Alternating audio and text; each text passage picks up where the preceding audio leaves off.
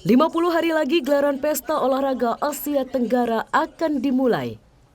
Para atlet merah putih kini menyiapkan diri lebih matang, salah satunya cabang olahraga e-sports. PBESI kini mengantongi 40 nama atlet terbaik yang digembleng sejak 6 Februari lalu.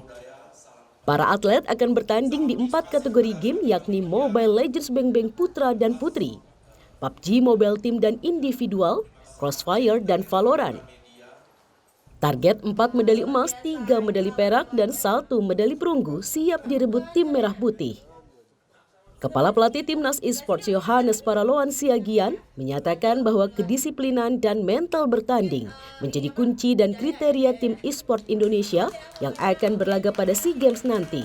Kedua, kita siapkan mereka secara fisik. Kalau mental udah, baru fisik.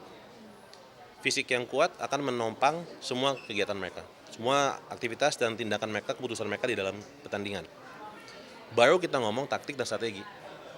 Jadi taktik dan strategi sebetulnya nomor 3. Nomor 1 is mentalitasnya, nomor 2 is fisik dan keadaan mereka sebagai atlet. Atlet Mobile Legends Bang Bang Putri Isnaini Nurfajri Mahdita mengaku antusias menjalani debutnya di SEA Games Kamboja esok.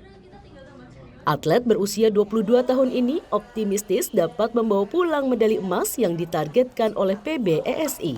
Walaupun baru pertama kali SEA Games MLBB Women, tapi untuk kita sendiri dari tim MLBB Indonesia pede banget buat mendapatkan pastinya tujuan kita tuh medali emas, karena lumayan dari yang sebelum-sebelumnya kita udah pernah lawan tim luar juga dan lumayan belum ada kalah sama sekali, dan kita tetap semoga dan kita bakal tetap terus latihan biar tetap di maintain dan bisa lebih kuat lagi pastinya dan membawa medali emas untuk Indonesia.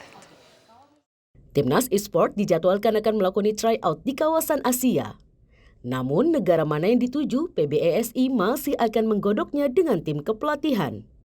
Tryout nanti diharapkan dapat menjadi bekal 40 penggawa Garuda untuk kembali membuat kejutan, khususnya pada cabang olahraga e-sport di SEA Games 2023 Kamboja. Rinintani Ken Sultoni, Kompas TV, Jakarta.